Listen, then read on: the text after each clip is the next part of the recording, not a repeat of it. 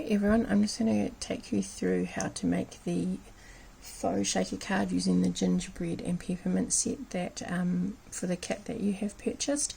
So in your kit you will have 12 pieces of 6x6 DSP, and I've already cut into mine, but you've got 24 different patterns to choose from. I've cut into mine already to save time on the video that I've cut out my pieces. So there are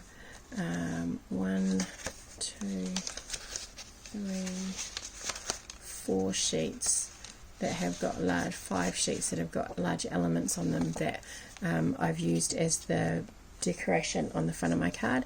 I've also cut out some of the little lollies that I'm going to use on there. You're going to choose one of those, one of the other pieces, and you're going to cut that down to 4 1/4 by 5 5/8, and that will just give, it's going to go on the front of the card there, and it's just going to give you a really little pale white border around the outside. If you would like it to meet the edges, then it's 4 1/2 by 5 7/8. So you'll need to cut that. Everything else in your kit, your card bases are folded and scored. Your paper's in a pack. You have got 4 of these little inserts which are going to go on the front inside of your card where you can write. You have got a little bag of sequins, and you have got 4 clear envelopes like these that have got a piece of window sheet in each of them. So the window sheet is what you're going to use to attach your pieces to. Right, I've also gone ahead and put in a piece of double-sided tape in there so that you can close it up and your sequins hopefully won't fall out. So the first thing we're going to do is I'm not going to stamp on here because it's not as big as it normally would be, so I'm just going to glue that straight down. So everything, you've also got in your kit a little thing of dimensionals to put your little decorations on, but you will need glue. So if you need glue, let me know. I do have it in stock, and it is $8.50, but you can use any glue or double-sided tape or tape runner, whichever one that you want to use. So I'm going to pop that on there, and then I'm actually going to, am I going to put this on? No, I'm going to put this on later, but I'm just going to put that on so that it can dry, and I don't then I don't lose all my bits on the table. Alright, so you're going to start out with, first thing you need to do is decide what little images you want on your card, and you're going to pop them onto your my window sheet is slightly narrower than the one that's in your bags, but that's okay because they can still kind of hang off the side there. And I'm just going to pop these, pop them here. So just lay it out where you'd like it, and then using your dimensionals, if you're not sure what dimensionals are, they're little foam sticky pads, so they are stuck onto the clear backing, and you're just going to pop a couple on each. Hopefully I've put enough in there for you. Now you don't want to go too high above. Sorry, you probably can't see that, but you don't want to go too far up above there because that'll get caught when you're making your shaker card, when you lift the flap up.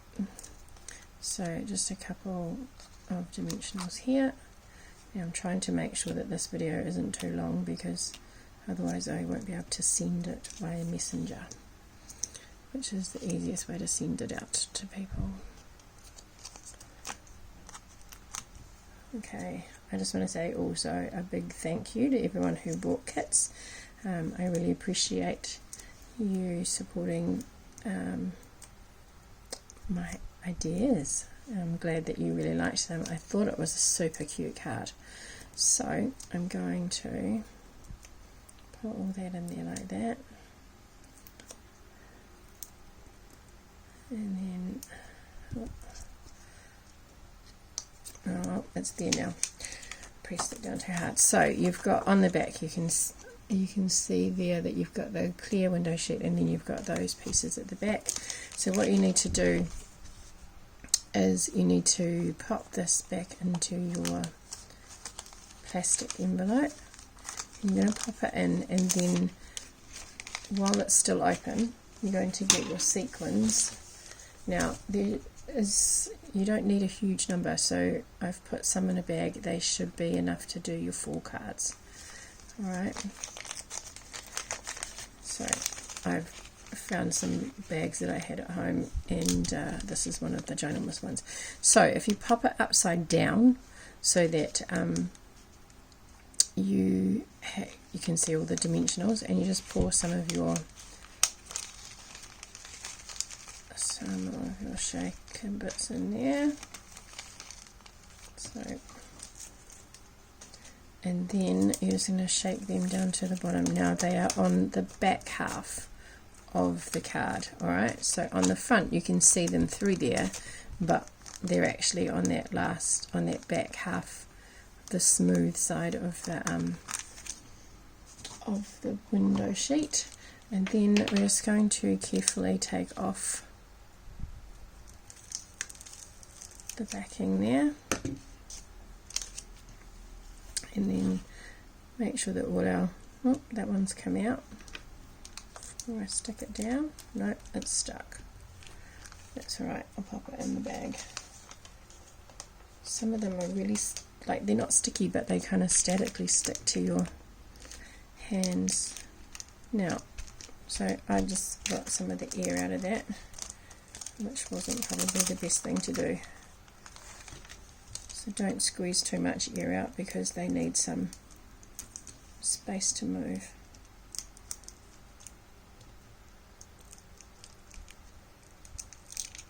Just lift that up a bit so that I can get some air in there.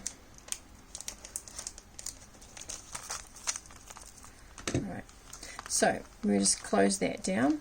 Alright, and then what you're going to do is you're going to bring in your card base. Now normally our card bases go this way. For this card, your card base goes this way.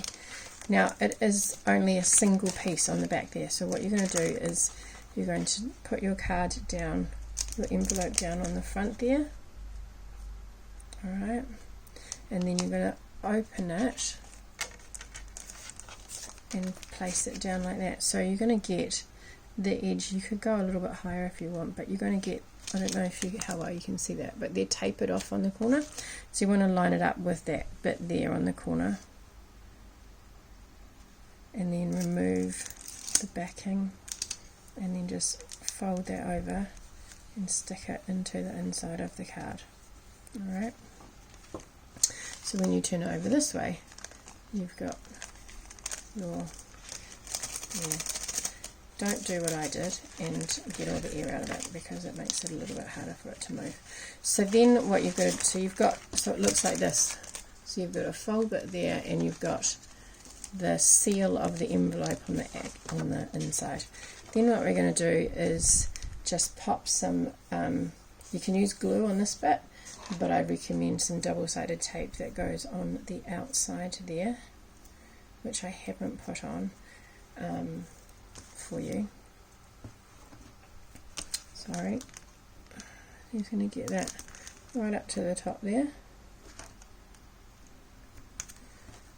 And if you want to, you can use double-sided tape over the rest of it. I might just put a little bit there.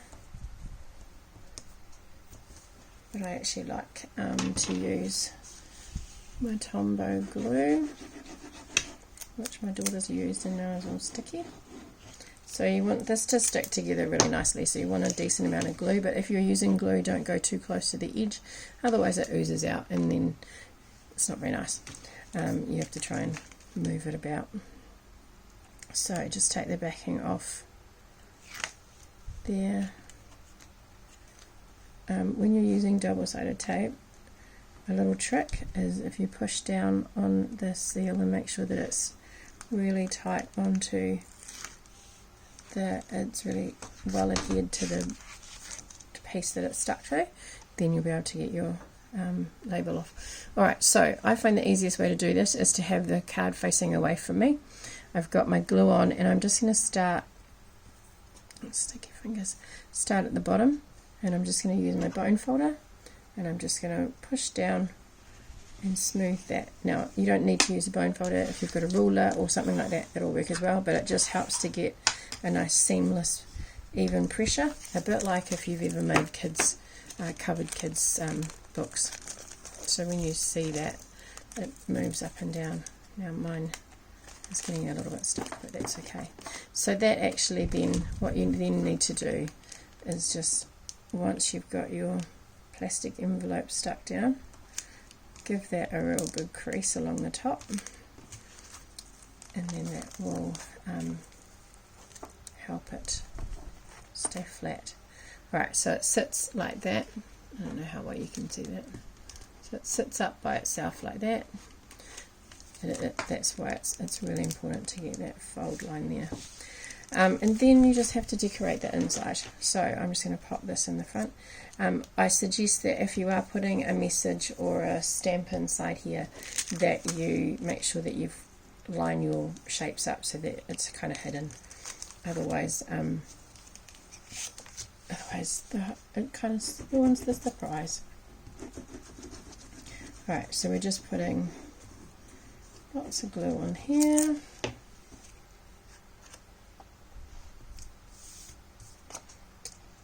And I've chosen white as the base for you because there's so many different options of colorway. So if I'd chosen particular colors for the base, it limits what you can use as your backing DSP, whereas if you use white. So then that is your card. Alright, and then so you can lift it up and all of the pieces jumble around. It is working, it just doesn't look it. Alright, and so then again what I would do is get either with your fingernails and get it really, really tight along the top here, or put something heavy on it so that it really creases that fold, and then you've got your card, right, which then sits like that, and then you can see all the little bits on the inside, and then you've got that lovely piece in the middle.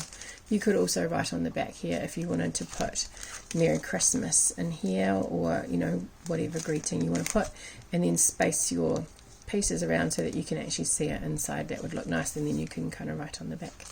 Alright, what I would love to see your finished cards, because I'm sure they're all going to be amazing, so feel free to pop them up on my Stampin' Up page, Kelly Farley Independent Stampin' Up Demonstrator, and yeah, please share your creations. I'd love to see them.